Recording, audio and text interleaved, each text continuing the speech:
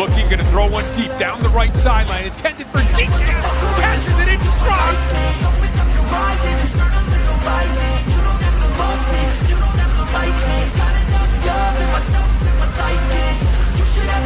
Throwing middle is caught. Amon-Ra St. Brown, he's gone, baby. 10-5, end zone, touchdown, Detroit Lions. Drop. I'll be cruising in my lane fast, inside the 35-yard line of the Bengals. I've been working nightly. If you think you'll win, not fucking likely. I've been taking shots, yeah, cold-blooded, icy. Watching numbers grow is what I call sightseeing. Run it up when they hype me. The following grows, they know. First time in NFL history a team's been 5-5 with that scenario. Here's the pass over to Hunt. Best rushing offense in the NFL goes to play. Turning losses into gains, I'm the best in making change. I've been rocking this exchange. Popping off and risking things, gonna make a fucking name. Into the end zone, Devontae Adams with the touchdown. I want that shit fame, no I'm not that vain. I just wanna be greatness.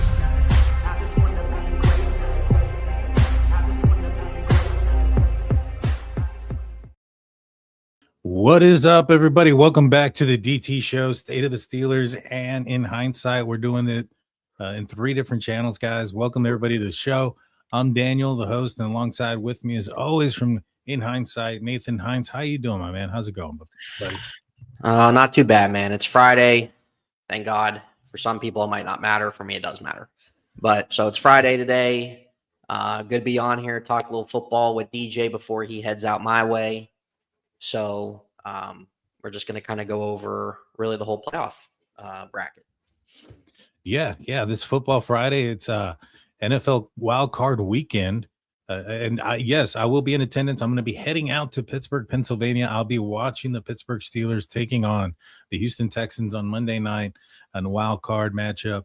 That, I mean, let's be real. I mean, if we go back a little bit, one game behind, the Steelers' epic Sunday night win over the Baltimore Ravens, a game that went back and forth, got a couple of missed field goals at the end, won by the Pittsburgh Steelers field goal place kicker, named once a serial killer by Mike Tomlin, their head coach, actually gets blocked on an extra point, which gives the opportunity for the Baltimore Ravens to win with a 3-point field goal.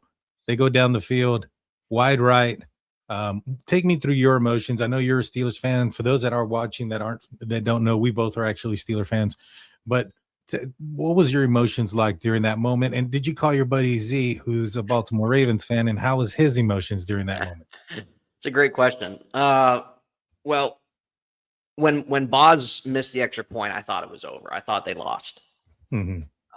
Just given the fact of there still being a minute, our secondary was very suspect during that, and I just did not have the trust in that. I mean, all they get was in field goal range to win the football game, and Baltimore's a team that's capable of doing that within 50 seconds. So I thought it was over, honestly, and then I just kind of walked away from it, and then I just waited for them to kick, and then my reaction was just kind of, I think what every other fan's reaction was, honestly. I was stunned that Tyler Loop missed it, but at the same time, it's kind of known as one of the most difficult stadiums to kick in, and he's a rookie kicker, so there's a lot of pressure there. Very situational for a rookie kicker. But really on that 4th and 7, man, I don't know how Jalen Ramsey didn't knock that ball out of his hands. Yeah. I genuinely don't know how he did not make a play on that ball. Mm-hmm. And it's remarkable to me that when you have Likely there, you have Ramsey coming over, and I forget what corner, who was it, Asante Samuel or somebody that was in that range. And so you had the help safety there, but it's like, how do you not break that pass up? I feel like Minkah Fitzpatrick would have. Well, I genuinely feel like that's a Minkah type play to knock that out on 4th down, because he's done that so much. For sure. I was sick to my stomach on what Raj did, sing the emotion there, and I'm like, man, I feel so bad for him because this was really him in Green Bay a lot. And why a lot of reasons in terms of why he really only won one Super Bowl with them. So very frustrating on that end, but honestly, it's great to see. Even if I wasn't a Steeler fan, I would much rather see Aaron Rodgers at least get one more shot, assuming he's going to retire, rather than see a mediocre Baltimore Ravens team with Lamar when they've had 6 years. So, yeah, I mean, it really.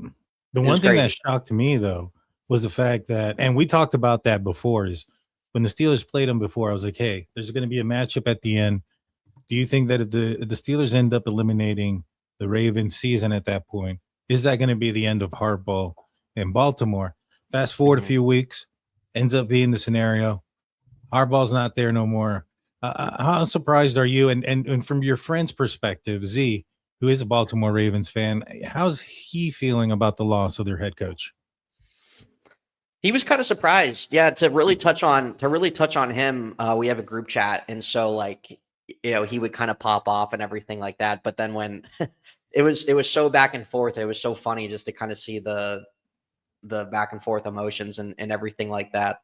I forget really what he said when the kick happened, but I was actually surprised he FaceTimed me. And we have like a inside joke of like different things. I'm not really going to comment it on here, so like don't get flagged or anything like that. But there were certain like just actions that he was doing just to show pretty much like, you know, he that he I don't really know how to describe it on here, but he was sick. He was sick. He was fed up, and he was surprised. He was surprised that the Ravens did fire John. Yeah. Just because of the fact that he felt that he's somebody who thought Mike McDonald should have got promoted, that they should have let John go after their playoff loss last year and move Mike McDonald into the next position, which looking at it, yeah, should have been the right decision. So he personally thought that they should have, if they keep John, okay, you move off Zach Orr and some of your coaching staff, but get somebody in there that can be seasoned to kind of take over within a year or two. And then they didn't do that. No, they didn't. There's a lot of options that are going on now. At the time of his firing, it was reported that there was 7 different teams that had reached out to him as for their possible coaching vacancy. And I say possible because at the time there was only 7 teams that had vacant head coaching positions, and the Baltimore Ravens were one. So I doubt they were reaching back out to hiring him. So, you know, Mike McDaniels ends up getting fired here recently from the Miami Dolphins. I'm assuming the Miami Dolphins are probably one of those teams. The fact that they moved on from him, maybe not immediately after the season. Well, I guess it was immediately after the season ended, but the fact that they waited until Harbaugh was fired for them to move on does make me pause a little bit. Is Harbaugh going to Miami? Is that a destination spot for him? I know tax-wise it might be nice. Weather-wise, it's probably a lot nicer than what it is out there in Baltimore. You know, where do you think he's going to be coaching next? I think there's a good possibility of it being in Miami. Yeah, I can agree with you. I think that with him, like a team like Miami, I think needs an established guy. Like there's some teams I think that can go in a direction of guys who haven't yet had that experience as a head coach, but can be an up and coming guy. So like the Ravens, I wouldn't be surprised if they went in that direction of doing something like that. But when you have an organization that's kind of been very dysfunctional, you need somebody that's going to bring stability. And whether that be the Dolphins or the Giants or something like that, like those are 2 organizations that have been very dysfunctional. Even though the Dolphins made the playoffs and had a pretty good season a couple years ago, that there's a lot of issues there. And John might want a lot of control with certain things. From what I read, John wanted to bring back the whole coaching staff with the Ravens, and that was a big reason in terms of them letting go completely a whole new direction, which I respect the Ravens for doing. And for them, it's even before this game on Sunday, Steelers and Ravens fans were kind of alike in a lot of different ways of just wanting to see a new direction and it's time and all those type of things. What's up, Sirius? Thanks for coming in. Good to see you too. Appreciate that. A shout out to everybody in the chat as well. Good to see everybody. Yeah. Thanks, guys, for your interaction. We're kind of going through it. We'll go through comments too as we go on. Yeah, I got a couple of saved. Okay. But yeah, it's going to be interesting with John because Miami's in a situation here. You have the Tua issue, his contract. Miami really, you have a couple really strong key positional players, but does John want to go in a situation where he's coached a long time and he wants to be a part of a full rebuild, or does he want to go somewhere that he can look at and say, yeah, you know what, I can win with this team within the next year or two? So that's kind of a factor into certain things, but the Dolphins have some intrigue there, but maybe John, again, like he just wants that full control over the roster and he kind of has a vision on who he wants as his quarterback and the direction of the organization. So I don't know, but there's like 8 head coaching positions open right now. So there's a lot. There is. I'm surprised that the Baltimore Ravens didn't try to, just trade him, get something in return for John. I don't know if he has a no trade clause in his contract, and I don't know if there's any kind of hiccups with that, or maybe perhaps they just want to do right by him, and by letting him go. I know if I was in their situation with so many teams that were so eager to interview him so fast, why not get a 3rd round pick out of it? Get something out of it. But hey, that's their business. Let them do it the way they want. Yeah, and depending who loses this weekend too, that doesn't mean that there won't be another head coaching position or two coming out of that. Exactly. That's 100% true. So, and a guy like John might be waiting for some of that. He might be waiting. Hey, if there's a team or two that's in the playoff, in the playoff bubble right now, and they move on from their coach, you never know. Yeah. No, yeah, you're absolutely right. The Ravens have interviewed a ton of people, so that's gonna be interesting on that end. I would love to see them botch it. I'd love to see them just bring in some I don't know who's somebody like. I'm not a big Cliff Kingsbury fan. There's a lot of reasons for that. So I think that'd be funny because Z can't stand Cliff Kingsbury either. So that would be hilarious. But yeah, there's a lot of situations and different things of that nature that can really happen. I know Jason Garrett, I think, was getting some interest from somewhere too. He's been out of coaching for a few years doing analyst work. So there's a lot. There's a lot, honestly. Yeah. And then with the departure, of McDaniels out there in Miami, I know that there's also an opening position out there in Tennessee. The Arthur Smith, the offensive coordinator for the Pittsburgh Steelers, has been one of the guys that has been requested to interview for that position. He used to be their offensive coordinator before he left to become the head coach of the Atlanta Falcons for a couple of years there before becoming the Steelers offensive coordinator. If he goes, the Steelers, Tomlin and Mike McDaniels had a little bit of an interaction out there after the game the Steelers versus Miami here recently. I wouldn't mind seeing that happen. I wouldn't mind seeing if Arthur Smith goes, bringing in somebody like McDaniels into the Pittsburgh Steelers, give that offense a little bit of imagination, so to speak. I don't know if Rodgers is the right quarterback to pair up with that. If Rodgers ends up going back, to the Pittsburgh Steelers for that's another a good year. point. Like if you're Aaron, do you want to learn a whole new thing? That's true. That's another thing too. I think Arthur Smith's gotten a little bit too much hate this year. He's not my cup of tea necessarily in terms of how he likes to conduct an offense. And I don't really think in terms of really how he does things, like we really even saw a lot of that play out this year. But if he does honestly, I don't think he will, but if he would for some reason, like they have some options out there. I think more than likely it's going to be Terrell Austin that goes, which he should go. I've been saying that for 4 years. I never even agreed with them hiring him in the first place. Good possibility. Well, let's break down some of these games. So let's talk about the first one that's coming up. It's going to be the Los Angeles Rams at the Carolina Panthers. The Los Angeles Rams were first place in the NFC conference not too long ago. Now they find themselves. We're getting there, Messi. Relax. Yeah, exactly. They come to a situation now where the Los Angeles Rams are traveling to Carolina, who just got, they had a competitive game or two in the last couple of weeks. It was a win and they're in for the last 2 weeks for the Carolina Panthers, and they lost both games. If it wasn't for the Atlanta Falcons winning against the New Orleans Saints, it would have been the Tampa Bay Buccaneers in this position. Good for me because I had $100 bet going on which team would go further this year, the Steelers of Tampa Bay, and it went right down to the wire. So I won that. I also won two fantasy football leagues, including the one that I'm in with you. Yes. So it's been a very successful year. Definitely so big wins at the end of the season for sure. Yes, well, and I want that to continue with my team. Well, anywho, Rams are going in. I think this is the Rams are 10.5 point favorites. I mean, 10.5 point underdogs at home. I think that didn't they play earlier this season, both these teams, and didn't Carolina beat the Rams? I think they did. Hang on a second. I love this Meshy guy. Hang on.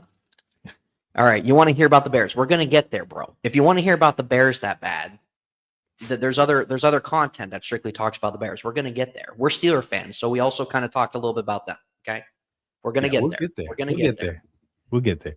And so yeah, and I might say some things just to piss you off. Okay, for fun.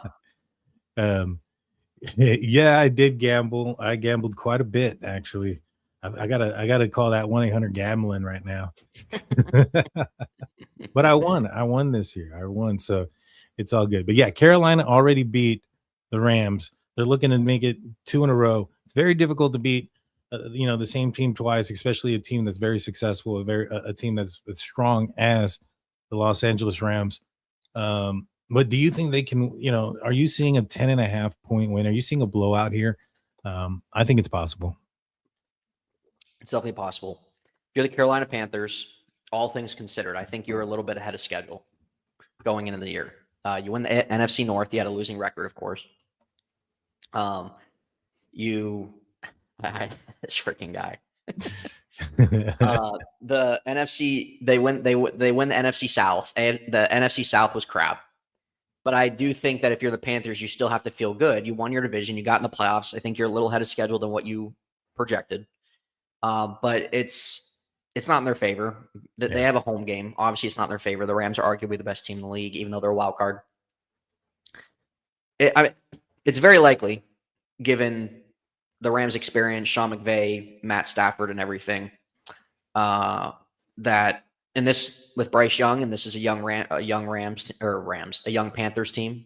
It could end up getting blown out. Honestly, I think that this is really the only game that lacks intrigue to me in the playoffs. So it's possible. I haven't looked at the spread or anything like that.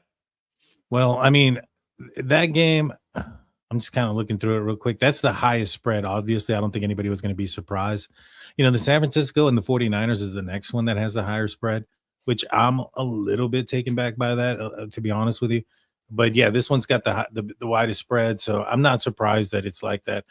I wish this game was on Monday night, to be honest with you. But it is what it is. What type of score are you predicting here? I think I'm kind of on your side on maybe this potentially being a blowout, man. Honestly, I could see like 34 to 14 or something like that. Yeah, I think so too. I think this is going to be a blowout. I'm predicting somewhere around the 32 to 17 range, and I think much of that 17 comes in like junk time. Yeah. It's very much so. It's the least intriguing one. I don't really think there's really a whole lot of like conversation about this game, just given outside the aspects. Stafford probably gonna be your MVP. They've been in the Super Bowl. This is a young team. So it's a good step in the right direction for the Panthers, getting a playoff game like that with a young roster. And they definitely have the opportunity to get a little better this offseason. But I don't really see how anybody's picking Carolina to win this game. Double comes in saying, going to be stormy, rainy, and 20-mile-per-hour wind. Carolina can run. Their D will give them a chance. I didn't realize that the weather was going to be pretty nasty out there. The Rams coming in from a dome situation.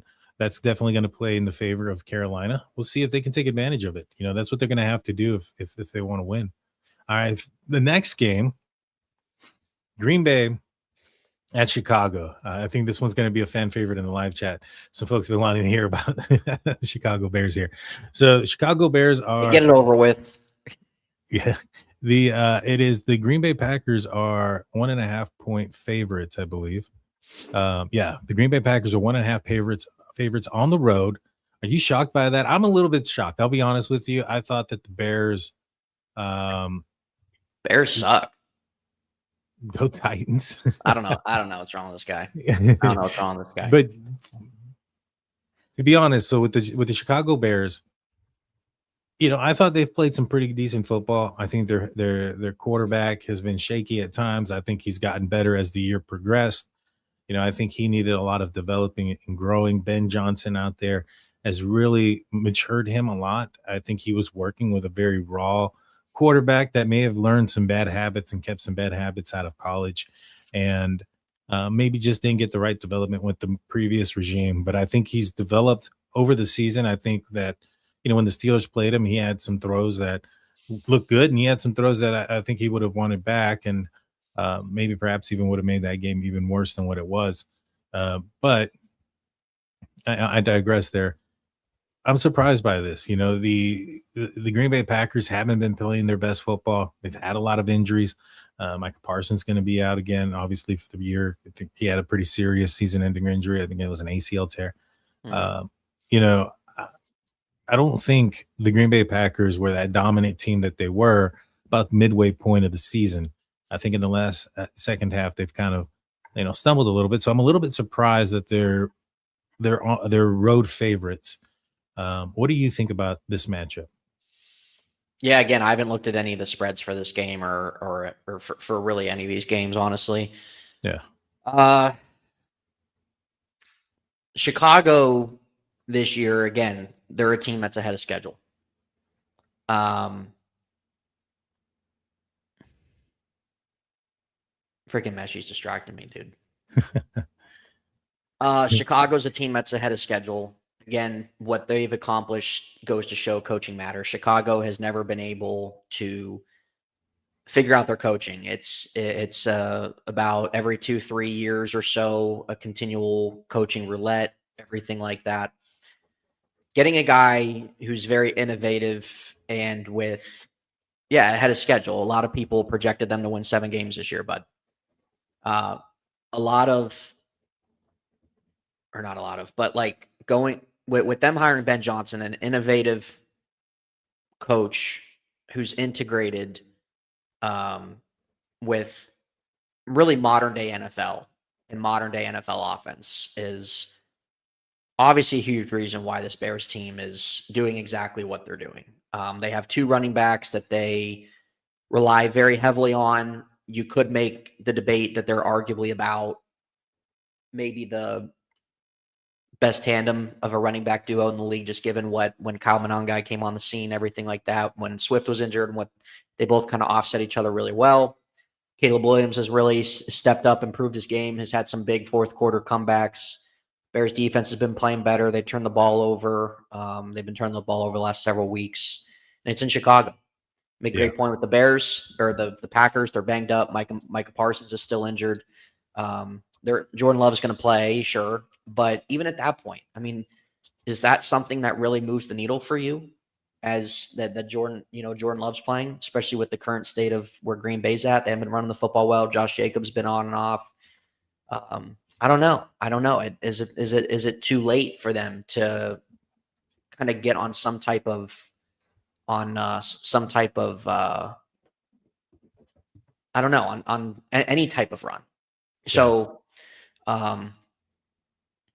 I can see Green Bay win this too, just given Matt LaFleur and he's won a couple playoff games there when he first joined them. But the Bears are the hot hand. Ben Johnson has these guys ready to play every week. There's a ton of cracks in this Green Bay team. I think I'm gonna lean the Bears to win this game. Yeah, I think so too, man. I'm predicting the upset as well. Now, if the Bears lose, it's mainly going to be a choke artist. In my opinion, I think they're going to choke to lose this game. A lot of injuries. It's at home. The stadium should be amped. This is the first time that they've won the division in a while, and the fan base should be going there. And it's a classic matchup. I mean, Bears and Packers is a rivalry matchup. I would expect to see an electric stadium, and we'll see if they can handle the pressure. A lot of young guys, a lot of new faces and new places there, and so we'll see if they can handle that. I'm going to say that they win, though, 27-23. You know, I do think it's somewhat close, but I do think they win. Game, I think, relatively. Yeah, and I agree with Ron here, saying I don't think that the Packers should even be favored. I agree with you. I'm surprised that they are. I'm surprised that they are. Given just kind of how they've kind of come down a little bit. And so now we're going to transition to Sunday. The first game, it's going to be a noon o'clock game. It's going to be the Buffalo Bills at the Jacksonville Jaguars. The Jacksonville Jaguars are home favorites, 1.5-point favorites against the Buffalo Bills. This should be a good game. Buffalo has had some up and down moments this year, you know, but I think that near towards the end, they've kind of gotten it together for the most part. And I think they're going to be a formidable matchup. I think that, you know, some folks have asked about, for instance, I think it was Ron, like, have you ever seen a year where there isn't a runaway favorite? You know, if I had to say on the AFC side, if there is a favorite, you know, I think a lot of people are looking at Buffalo's direction. Patrick Mahomes is not in the playoffs. Lamar Jackson's not in the playoffs. These are guys that have prevented him from going to the Super Bowl in the past. He's got to deal with some other quarterbacks there. First one is Trevor Lawrence. You know, I still think that in the end, I think Buffalo will probably win this game. You know, me personally, I'm hoping Buffalo and San Diego win, so the Steelers get another home game, but that's just a personal thing. But I do think that they overcome Jacksonville. You know, Jacksonville, although Jacksonville has done some pretty good things as of late, especially with the trade with Jacoby Myers, that has really sparked their offense. And I think that they have been playing on another level with him, added to the other pieces that they've had. Etienne has been he's been that guy, you know, that they've needed. He's been elusive. He's gotten them yards. He was on one of my fantasy teams and made me a lot of points. And so I'm familiar with their team quite a bit. So with that being said, I still think that the better quarterback in this situation is probably going to win, but I think it's going to be a very close game. This one's probably, in my opinion, like, man, 26, 23, 24, somewhere around there. You know, very close game. You know, 3-point win or so. What are your thoughts and your pick on this game? Yeah, this really has the chance to be the best game of the weekend, I think, ultimately. This is Josh Allen's this is Josh Allen's opportunity to win the AFC. Yeah. Buffalo, even though they've won 11, 12 games, their offensive line's good, but they're beatable. 100% they're beatable. And Josh Allen, if he has a playoff run, it might be a situation, if he's playing Superman, I mean, really, how far can you go? Starting with round one all the way to the end with him playing Superman the whole way. Yeah. I don't know if I see that. Buffalo's defense, not very good. Jacksonville is the hottest team in the league right now. Liam Cohen's done a fantastic job. Trevor Lawrence is finally coming into his own in his fifth season, which it's taken him this amount of time. But coaching matters. Coaching matters at the end of the day. Trevor Lawrence has gone through 3-4 different starting coaches or head coaches, and Liam Cohen, you got to give him credit. A lot of people doubted him with his, especially when he did his Duval comments before the season started. This guy's a goon, but ton of credit for him, man. I'm honestly rooting for Jacksonville. I would love to see them beat the Bills. I'm not a Bills guy. I'm really not a huge Josh Allen guy. I respect him. I think he's a little overrated. But what Jacksonville's done, Jacoby Myers getting plugged in there, Brian Thomas been disappointing, whatever. But Jacksonville has a lot of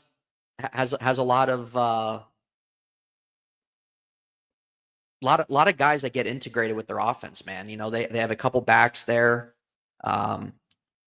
Strange is another guy that Trevor Lawrence likes. So I think with really how prone the Bills defense is, ultimately there's a big chance, man. I think Jacksonville's going to come away with it, and I think they're going to.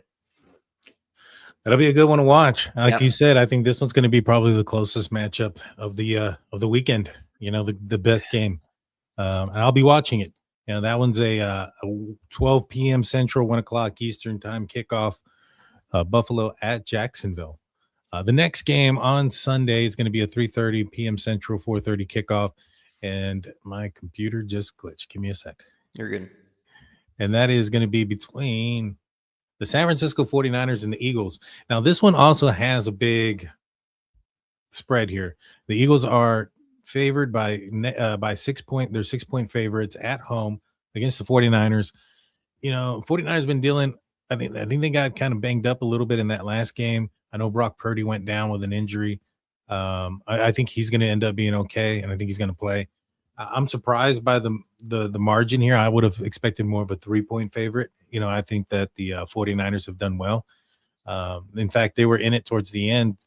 They were one of the teams that could have possibly ended up with first place in the NFC. So 6-point favorites.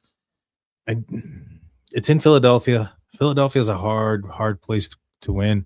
49ers have to travel across the country. The only thing that's good for them about this traveling is that the game's at 4:30 local time, and so it's not too early in the day for them. But I think that in Philadelphia, it's a hard place to win. I think the Eagles are going to take care of business. I'm not sure they're going to win by 6, though. I don't know if they'll cover the 6 points, but I think they'll end up winning. This game, there's going to be some more points. I think they're going to have to put up points. So I'm going to go somewhere around 27-32, somewhere around there with the Philadelphia Eagle win. Where are you at on this game? Yeah, I'm in the same boat. I'm in the same boat as pretty much most of the chat here. Ton of credit, man. San Francisco, most banged up team all season, found ways to win. Pretty remarkable stuff. It's tough having to go from there to Philly. Philly's healthy. They're a healthier team. I don't want to doubt San Francisco given really what they've done and some of these last few games that they pulled through to clinch their playoff spot and everything.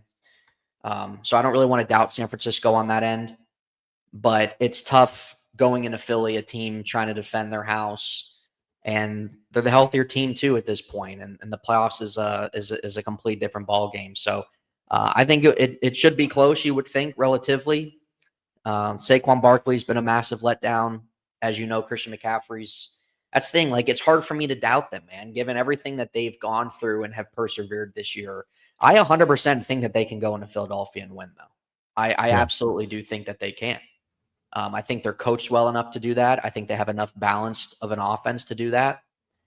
But it's tough to do that ultimately. So I'm gonna lean Philly too, but I think it's gonna be closer. It's gonna be a little closer though.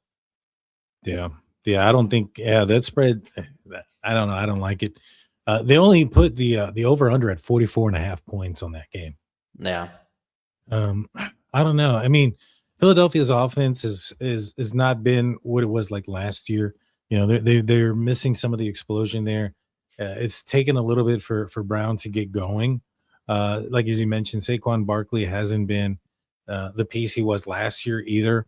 And I think even Hurts has taken a step back.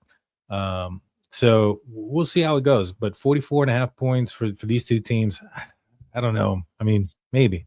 And then let's go to the Sunday night game. This one's going to be huge. This is going to be the Los Angeles Chargers taking on the New England Patriots in Gillette, in Foxborough.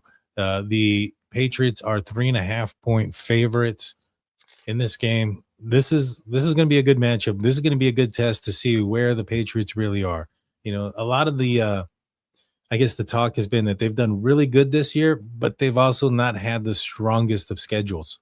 And so I think Mike Vrabel has done an excellent job out there in New England. Mm-hmm. I think that he's made them a very competent, fundamental football team. And I mean, they rattled off 9, 10, 11 games there in a row.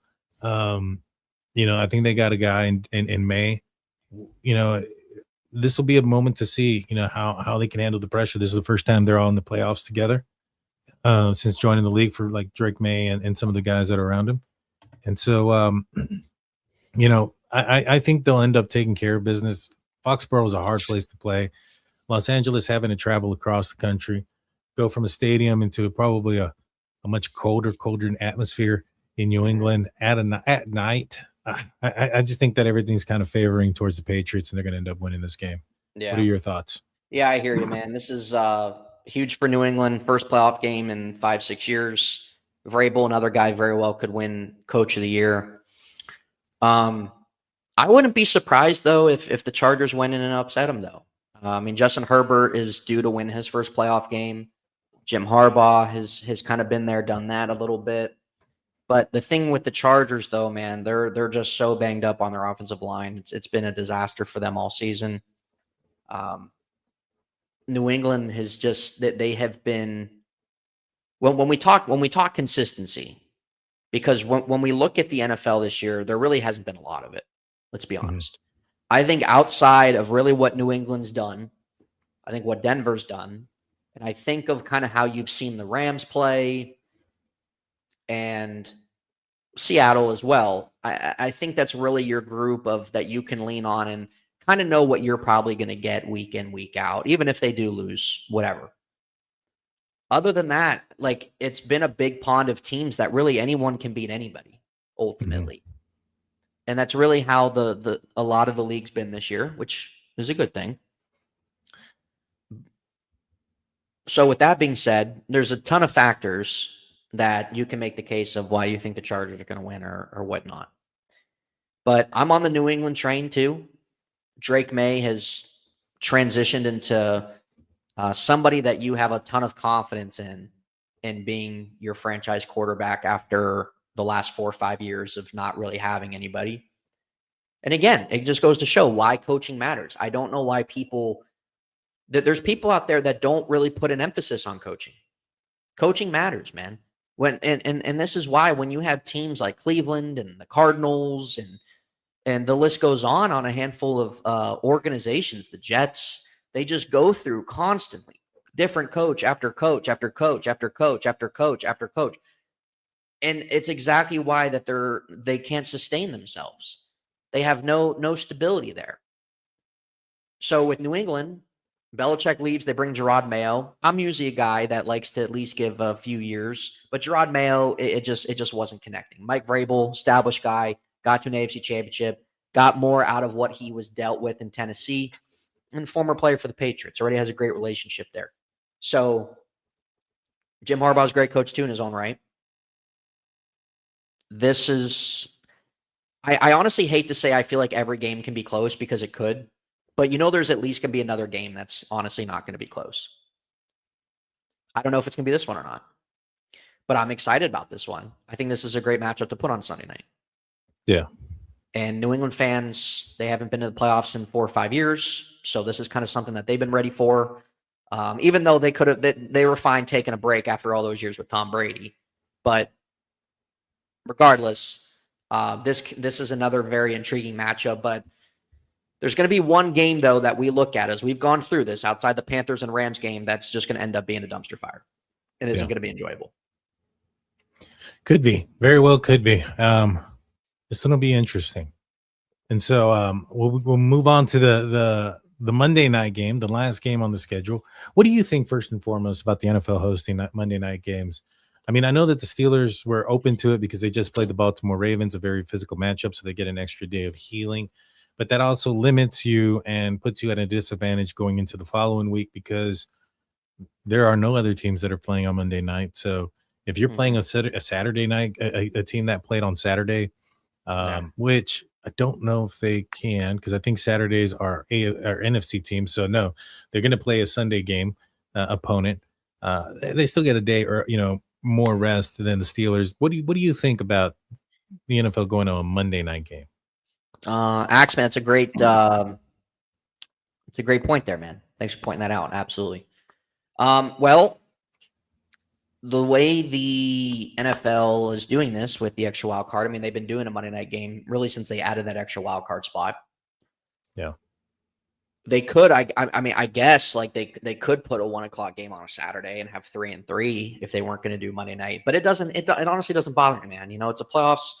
this is a professional, you're a professional team. I understand the disadvantage on that end if some type of implication happens with the team that played 2 days before you did.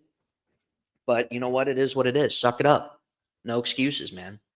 So if you're the Steelers, hey, this is what it is. You guys have dealt with adversity. Same with the Texans. The Texans are as well, besides the Jacksonville Jaguars, hottest team in the league right now.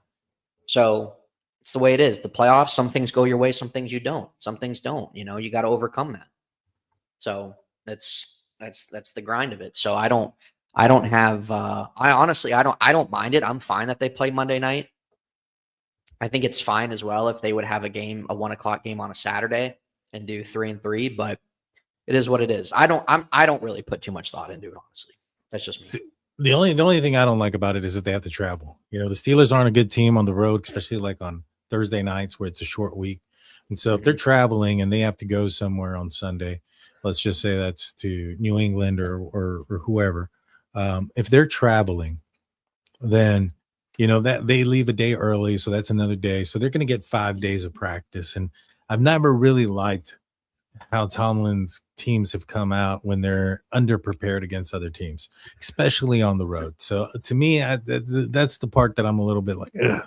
I really wouldn't wish it on the Steelers, but it is what it is. And you're right. They're a professional football team. They need to go take care of business. Now, that being said, I would appreciate it if they are, going to go up against a team. It'd be a team that they are somewhat familiar with, a team that they had gone up against already, whether it be the Buffalo Bills or the New England Patriots, although those two teams played the Steelers very tough. And in both, Buffalo Bills won. But in the Patriots case, if they held on to the ball better, they probably would have won that game handedly. Yeah. Although that's the case, I think they probably, because they've had some sort of, film study on them already, they'd probably be a little bit better prepared on a shorter week. And so that's what my, I guess, hope would be there. Going into this matchup, this game is Steelers are underdogs by 3 points. Over under is 38.5 points. I would say you got to go the over on this game. I think the over is going to hit 38.5. 38.5. That's low. That's low. I mean, the Colts just put up 30 with Riley Leonard on the Texans defense. Now I know the Texans defense has been playing well, and that's probably the exception, not the rule here. But DK Metcalf coming back for the Pittsburgh Steelers. I think the Steelers team is probably the healthiest it's been all year because of a couple of different things. I think TJ Watt having to take off a few weeks there due to the whole lung issue that he had. He's come back, as he said, his legs feel better than they ever had at this late of the season. DK Metcalf having the last 2 games off due to suspension. He's coming back fresh. He's pissed off. I don't know if you saw the video of him in practice earlier. He was the only player on the Steelers team running around there with a helmet on. And so he's not happy. He's mad about the entire situation and everything that went down. He didn't get an opportunity to play. Aaron Rodgers, he's playing meaningful football in January. This is exactly what he wanted, and they're playing for the head coach, guy that had fired Tomlin chance not too long ago ring through Acrisure Stadium. So, I think that I think the Steelers are going to end up probably winning this game. It's Monday night. Steelers haven't lost on a Monday night game since like the 80s or something like that. It's Monday night, and we pulled all the stops out. I'm going to be out there. I'm taking my secret weapon, aka Steelers fan, the wife. She hasn't seen the Steelers lose, and so every time we've gone out there and I've taken her to the game, Steelers have won. So we've pulling out all the stops. Make sure we get a playoff win. Shout out for sure. For the greater good.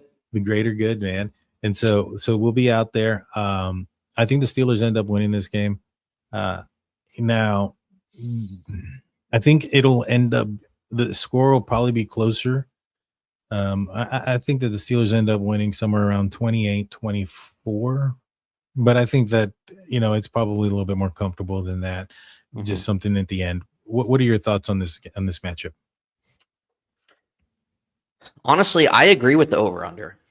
I really do. The Texans have had the best defense in football, in my opinion. I think that really them defensively this year has been one of the better defenses in the last handful of years, ultimately.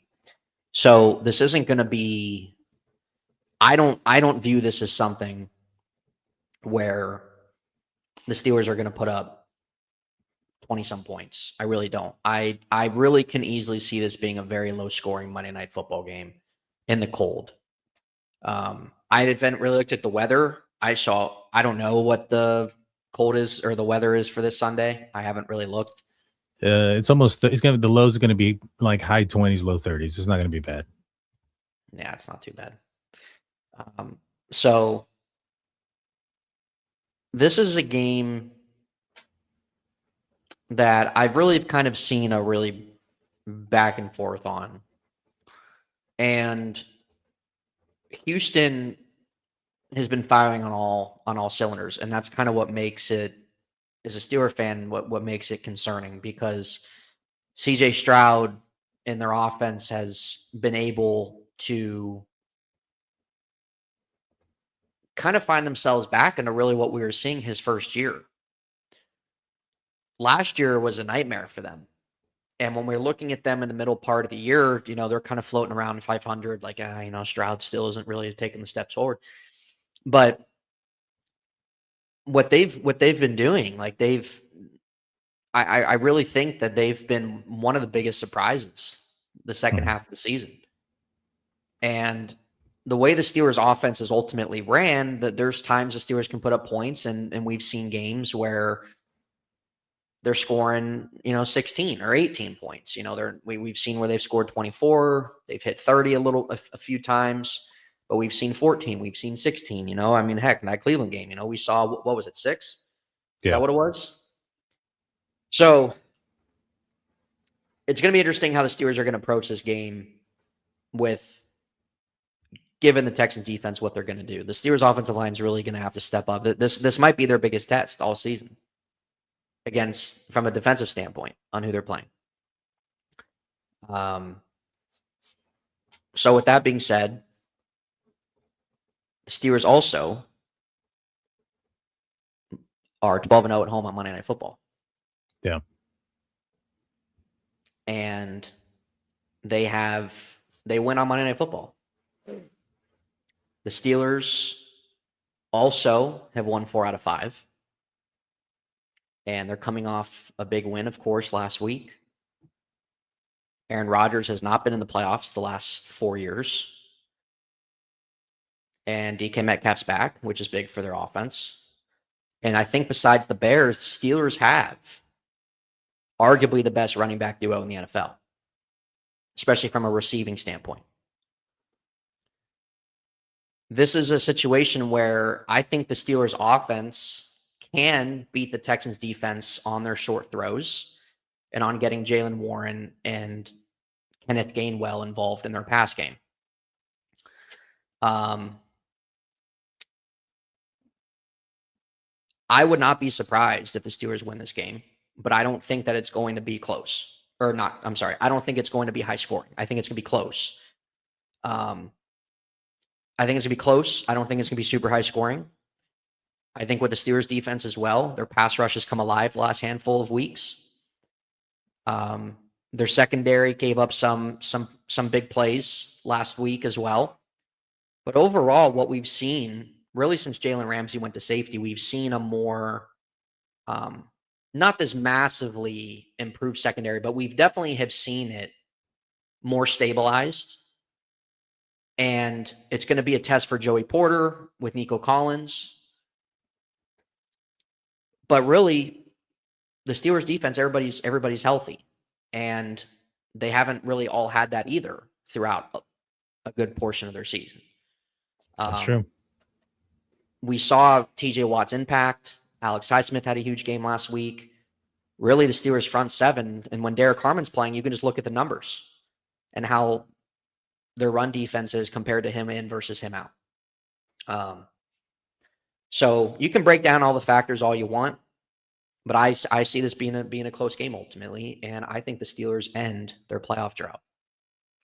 I hope so, man. I hope so. It's a long time coming, and it'll be a good game to catapult them. One of the other things too is Roger said that him and DK have had a really good playoff, a good practice, and the last time they had a good practice, when he talked about practice being good, Steelers performed very well, and so it's going to be a cold game. It's going to be at night. I'm coming from Texas. I'm not going to be quite ready for it, but we'll see. We'll see. Ron Mexico comes in with $5 coming in and says, "Fly, Eagles, fly." I want to hear those words, DT. Love to see it. Love to see it. No, not against it. Not against it. So a couple things real quick. I want to talk about Seattle, and I also want to talk about the Broncos, since they're the two teams that are in the playoffs. They got the bye week and are moving on. Sure. But first, Afton mentions that the Ravens interviewed Stefanski. What do you think about that? This is actually the first time I hear of it, but that's actually a great kind of comment there. So what's funny is a lot of the Ravens fans wanted John Harbaugh gone, and it correlates and is very reminiscent to how a lot of Steelers fans want to move off Mike Tomlin. So there's really there's a few intriguing names that I know Ravens fans like, especially my buddy. But here's the thing, is that the fans, whoever the Ravens hire, the fans, whether they're going to like it or not, who knows? Because we don't know who they're going to hire, who they're going to go with. But as my friend Z said, the grass isn't always greener on the other side. And that's true. And it's not. John Harbaugh being there 18 years is a long time. They have only won 3 playoff games in the last 10 years as well. They had a very disappointing season this year. So I get it. I understand that. And I understand why Raven fans want to go in a different direction. But you have to really see it play out. So whether it's going to be an upcoming guy who has not been a head coach yet, or if it's going to be somebody who has been before, we don't know.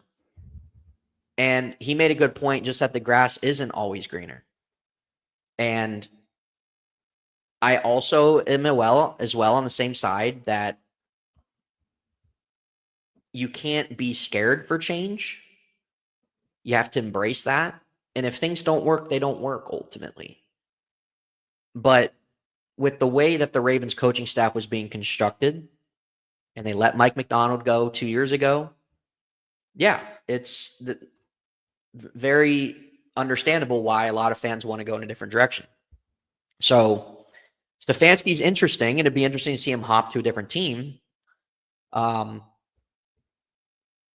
just because the Ravens are going in a different direction and different coaching staff, that doesn't mean that it's going to work out.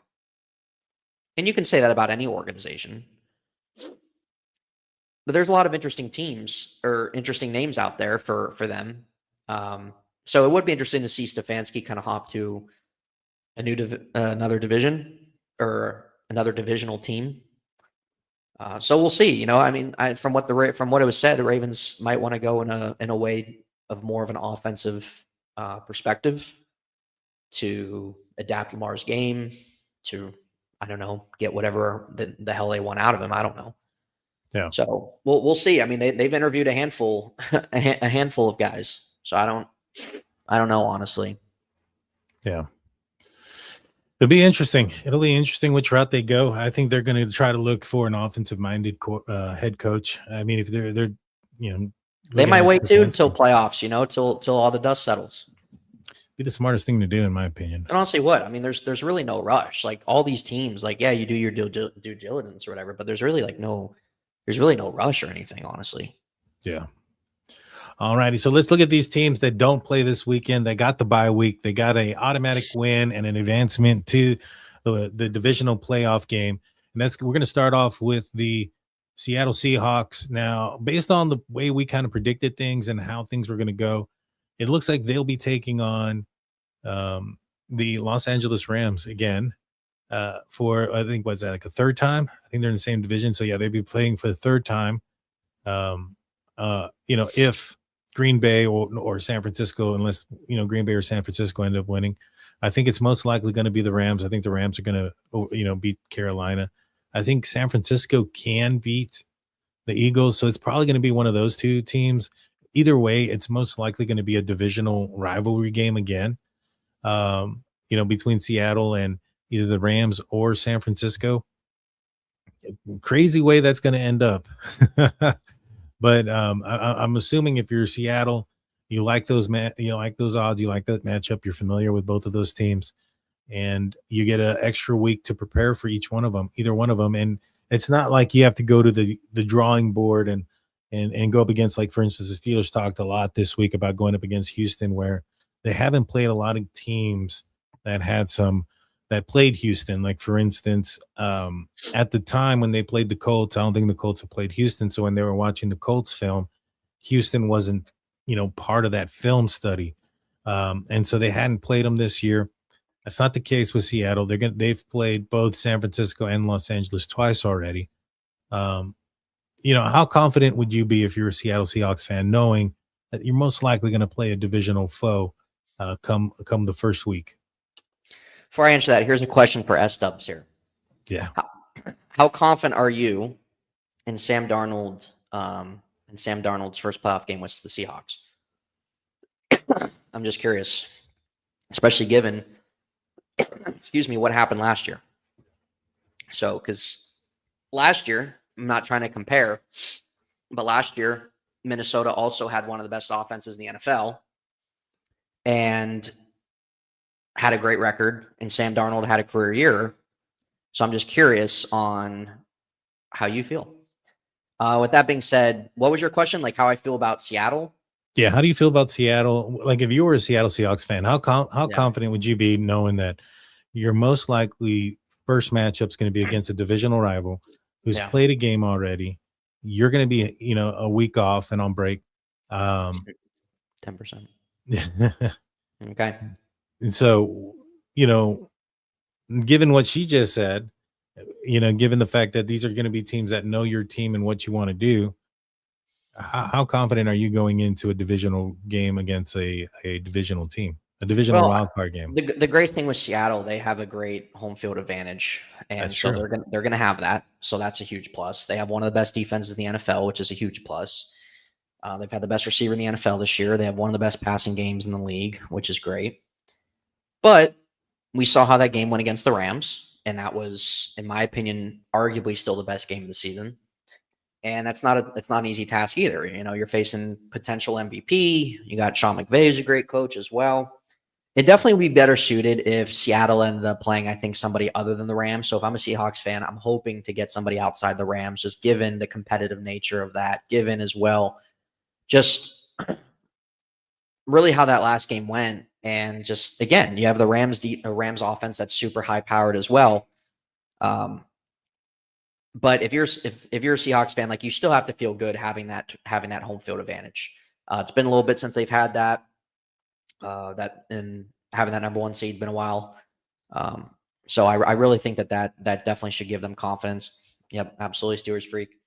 So if it's me, I'm hoping we bypass the Rams for at least another week, and you end up getting somebody else. But I'm feeling confident though. I like, and you got to give credit to Sam Darnold. I know S-Dubs here doesn't really have a lot of confidence. We'll see. Sam Darnold doesn't really have the playoff experience, but the way that he's transitioned his game, and again, the Jets are a dumpster fire. That's where quarterbacks go to die. So with him, that was a disaster. But really, when he got his feet wet with San Francisco, and then getting that opportunity with Minnesota, I mean, it really transcended his career. And now he's in a situation he plays under another really good offensive mind in modern day league, Clint Kubiak, football family there. So he needs to protect the football and give what the defense takes. Take some of those shots downfield. You got Torrey there. You got JSN, of course, who's a monster. I think Charbonnet really needs to be somebody that's integrated there. I mean, they kind of like, I guess, to balance off him and K9, but it's really the home field advantage for me because they have great fans. They have a great home field advantage during the playoffs when they're in there. So with that being said, and especially if it's going to be a divisional game, I mean, they should feel good, honestly. And I do think Seattle's going to get to the NFC Championship at least. Yeah. They got a good chance. If I was them, I'd be hoping that Green Bay wins. Green Bay pulls out a victory over the Chicago Bears, and then they know exactly who it's going to be. That game is on Saturday, so you're going to have well enough advance notice for that. Yeah. But I just think that the Bears are going to be too much for Green Bay, and I think it's going to end up being one of those divisional teams. Mm-hmm. Now, transitioning over to Denver. Now, this side, AFC can be a little bit different. I mean, Jacksonville and the Patriots both can easily, become victorious, I can see it's not out of the realm of possibility that those two teams win. And if the Steelers win, that the Steelers are the team that the Denver Broncos are going to be playing.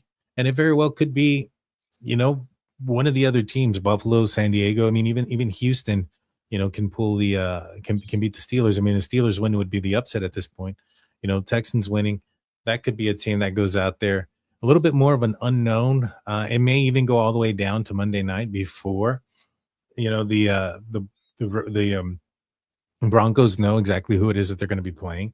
Mhm. And so with that aspect, that does kind of give, I would assume, like a less of an advantage to the team that is going to be playing against the Steelers, because outside of rest, obviously they're going to have the rest advantage. But, it'd be different like if they knew come Saturday and, all right, well, we know what team we're going to play after or Sunday night, we know it's going to be the Steelers, and they have the whole day Monday to prepare. Right. And I mean, they're still going to watch the game as if they're probably going to play them, but it's just a little bit different there. Yeah, it definitely is. I think I'm less confident in Denver than I am at Seattle. But I'm not like overly sold on these two teams in first place of being lock-ins to get to the championship per se. Well, that's the thing. It's a different. This is the way the season's gone, where you have a few teams in a group together that are your top teams, but you still can see where, they get upset. This isn't the times where we're having New England or the Peyton Manning-led Denver Broncos as the one seed, and that they're going to get to the AFC Championship, or even the prime Chiefs. This is a different ball game here, where there's more balance and teams are kind of in the same pool, where they all have their weaknesses and struggles, but they also thrive in different ways too. And that's kind of the unpredictability factor, I think, of if you would see Denver or if you would see Seattle take an L or something. It's just kind of where all these teams are at. So it's definitely not comparable to how seasons and teams in the past have been. Yeah, I don't disagree, man. I don't disagree. It's going to be a fun weekend, that's for sure. And I'm going to be out in Pittsburgh. Definitely intriguing matchups for sure. Yeah, I'm going to be out in Pittsburgh. I'm not flying out there until Monday morning, like super early. Oh, Monday, you're getting in Monday, yeah. Yeah, I'll be in super early. Like, I think we get there around 11 local time. And so we'll be there. And then the next day I got to fly out super early again. I probably didn't plan that out right, but we want to get back a little bit early. Understandable. And so we're just going straight for the game. I'm excited for it. It's my first playoff game ever going. Well, you'll see the new terminal because the Pittsburgh has a new terminal now. Well, it opened the day I was here last time. The day I flew out was the first day it was open. Oh, really? Yeah, okay, they opened up the airport. I haven't seen it yet. Yeah. Well, I've flown out of it. I have not flown into Pittsburgh with the new terminal, gotcha. so I'm not sure what. Yeah, I've only gone one way, so it'll be exciting to see. Yeah, no, it's very nice. It's very nice. Yeah. Well, I'm looking forward to it. Nathan, you want to let everybody know what you got coming up next and where people can find you? I know it's linked in the description, but let everybody know. Yeah. Guys can follow me at In Hindsight in the description.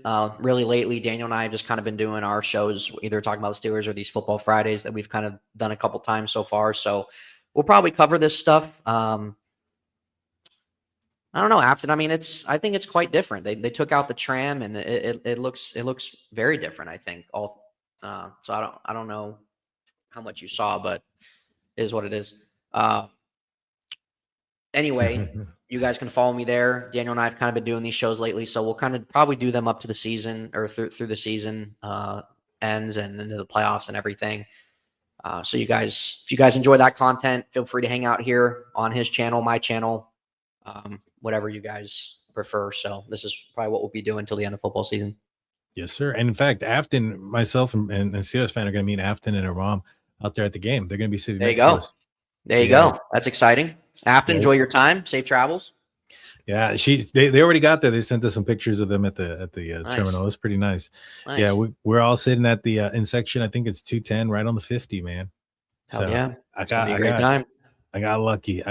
I went in as soon as they opened up the tickets. I bought them as fast as I could, and I can't wait, man. I can't wait.